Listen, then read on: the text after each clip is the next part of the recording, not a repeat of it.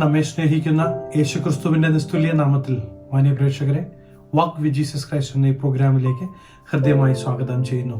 നമ്മെ നമ്മുടെ മാതാപിതാക്കൾ പേർ ചൊല്ലി വിളിച്ച് സംസാരിക്കുന്നത് പോലെ, അല്ലെങ്കിൽ നാം നമ്മുടെ മക്കളെ പേർ ചൊല്ലി വിളിച്ച് ചില കാര്യങ്ങൾ പറയുന്നത് പോലെ ദൈവം നമ്മോട് സംസാരിക്കും. ദൈവത്തിന്റെ ശബ്ദം നമ്മോട് ഇടപെടും. പ്രതിസന്ധി ഘട്ടങ്ങളിൽ പുറത്തു കൊണ്ടുവരുവാൻ കഴിയുന്ന ശക്തിയായി ആ ദൈവവചനം മാറ്റപ്പെടും. ആരാലും സഹായിപ്പാൻ കഴിയാത്ത വിഷയങ്ങളുടെ നടുവിലും ജീവൻ അറ്റുപോയ സാഹചര്യത്തിലും പുതുജീവൻ പകരുവാൻ ഈ ദൈവത്തിന്റെ വചനത്തിന് കഴിയും.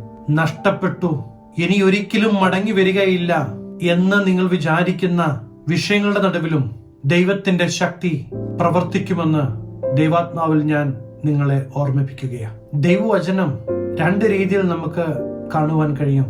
ലോഗോസ് എന്നും റീമ എന്നും. സ്ഥിരവും ലിഖിതവുമായ ദൈവവചനത്തെ സൂചിപ്പിക്കുവാൻ ലോഗോസ് ഉപയോഗിക്കുന്നു. എന്നാൽ റീമ എന്ന ഗ്രീക്ക് പദം ദൈവശബ്ദത്തെ സൂചിപ്പിക്കുന്നതായി നമുക്ക് കാണുവാൻ കഴിയും. പുതിയ നിയമത്തിൽ 316 പ്രാവശ്യം ലോഗോസ് എന്ന പദം ഉപയോഗിക്കുന്നതായി നമുക്ക് കാണാം. അതുപോലെ തന്നെ 67 പ്രാവശ്യം റേമ എന്ന പദവും ഉപയോഗിക്കുന്നതായി നമുക്ക് കാണുവാൻ കഴിയും. ഇത് തമ്മിൽ വളരെ അധികം വ്യത്യാസം നമുക്ക് കാണുവാൻ കഴിയും. പലപ്പോഴും നാം പറയാറുണ്ട്, ദൈവവചനം ബൈബിൾ 5 പ്രാവശ്യം 8 പ്രാവശ്യം 10 പ്രാവശ്യം വായിച്ചു എന്നെല്ലാം പറയാറുണ്ട്.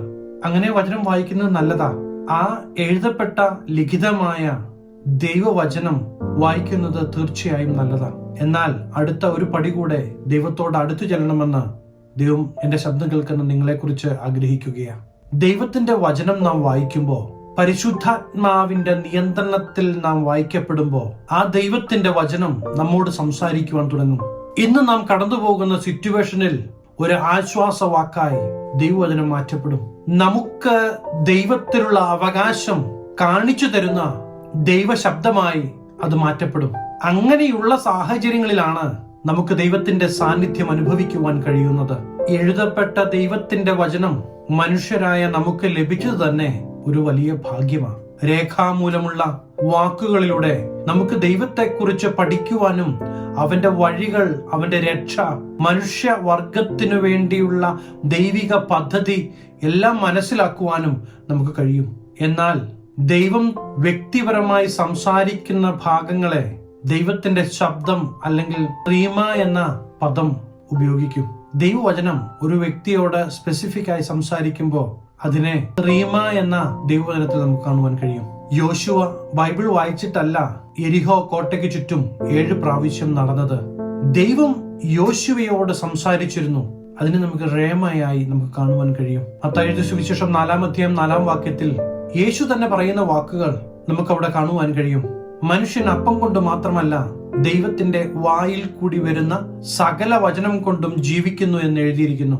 ദൈവത്തിന്റെ വായിൽ കൂടി വരുന്ന സകല വചനം കൊണ്ടും അവിടെ കാണുവാൻ കഴിയുന്നത് റീമ എന്ന പദമാണ്. പലയിടങ്ങളിലും നമുക്ക് അപ്രകാരം ദൈവത്തിന്റെ ശബ്ദത്തെ സ്പെസിഫൈ ചെയ്യുന്ന റീമ എന്ന പദം നമുക്ക് കാണുവാൻ കഴിയും. ലൂക്കോസ് എഴുതിയ സുവിശേഷം 1-ാം അധ്യായം 38-ാമത്തെ വാക്യത്തിൽ അതിനും അറിയാം, ഇതാ ഞാൻ കർത്താവിന്റെ ദാസി, നിന്റെ വാക്ക് പോലെ എനിക്ക് ഭവിക്കട്ടെ എന്ന് പറഞ്ഞു. അവിടെയും റീമ എന്ന പദമാണ് ഉപയോഗിച്ചിരിക്കുന്നത്. യോഹന്നാൻ എഴുതിയ സുവിശേഷം 6-ാം അധ്യായം 63-ാമത്തെ വാക്യത്തിൽ നമുക്ക് ഇപ്രകാരം കാണാം, ഞാൻ നിങ്ങളോട് സംസാരിച്ച വചനങ്ങൾ ആത്മാവും ജീവനുമാകുന്നു. അതെ, ദൈവത്തിന്റെ ശബ്ദമാണ് ഇവിടെ അർത്ഥമാക്കുന്നത്. എന്റെ ശബ്ദം കേൾക്കുന്ന പ്രിയ ദൈവവേദലേ, നൂറ്റാണ്ടുകൾക്ക് മുമ്പ് എഴുതപ്പെട്ട ദൈവവചനം ദൈവാത്മാവിനാൽ നിറയപ്പെട്ട് വായിക്കപ്പെടുമ്പോൾ ഇന്നും ദൈവം നമ്മോട് സംസാരിക്കും. നമ്മുടെ വിഷമഘട്ടങ്ങളിൽ ദൈവത്തിന് നമ്മോട് സംസാരിക്കുവാനുണ്ട്. താളടിയായി പോകുവാൻ, നഷ്ടപ്പെട്ടു പോകുവാൻ, നശിച്ചു പോകുവാൻ സാഹചര്യങ്ങളെല്ലാം നമുക്കെതിരെയാകുമ്പോഴും നമ്മെ കൈവിടാതെ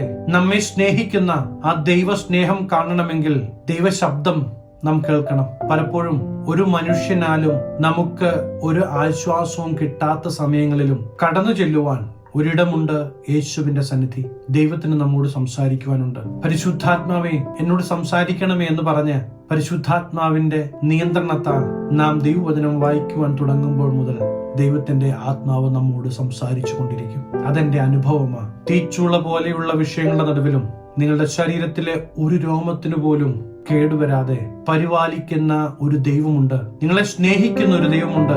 കൈവിടാത്ത ഒരു ദൈവമുണ്ട്. അവസാന തുള്ളിച്ചോര വരെയും മറുവിലയായി കൊടുത്ത് നമ്മെ വിലയ്ക്ക് വാങ്ങിയ ഒരു യേശു ഉണ്ട്. നമ്മോട് സംസാരിക്കുന്ന ദൈവശബ്ദത്തിനു വേണ്ടി നമുക്ക് കാതോർക്കാം. ഒരു വിഷയം വരുമ്പോ ബൈബിൾ തുറന്നൊരു വാക്യമെടുത്ത് വായിക്കുന്നതിലുപരി ദൈനംദിന ജീവിതത്തിൽ വചനം വായിക്കുന്നത്, ദൈവവചനം നമ്മുടെ ഹൃദയത്തിൽ സംഗ്രഹിക്കുന്നത് നമ്മുടെ ഒരു ശീലമായി മാറട്ടെ. അങ്ങനെ ദൈവവചനം നമ്മുടെ ഹൃദയത്തിൽ സംഗ്രഹിക്കുമ്പോൾ, നമ്മുടെ മുമ്പാകെ ഒരു വിഷയം കടന്നു വരുമ്പോൾ ആ വിഷയത്തിന്റെ നടുവിലും ദൈവവചനം നമ്മോട് സംസാരിക്കുന്ന സ്നേഹിക്കുന്ന യേശുവിന്റെ മുമ്പാകെ നമ്മെ ഏൽപ്പിച്ചു കൊടുക്കാം. ഞാൻ നിങ്ങൾക്ക് വേണ്ടി പ്രാർത്ഥിക്കുവാൻ ആഗ്രഹിക്കുന്നു.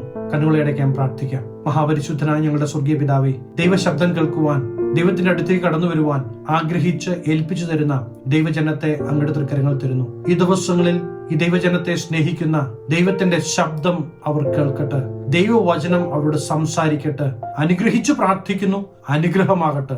സകലമാന മഹത്വം അങ്ങേക്ക്, സകല നസ്രയനായ യേശു ക്രിസ്തുവിന്റെ നിസ്തുല്യ നാമത്തിൽ തന്നെ ആമേൻ. ശരിയായ വഴി പറഞ്ഞു തരുവാൻ മതിയായ ദൈവം കൂടെയുണ്ട്.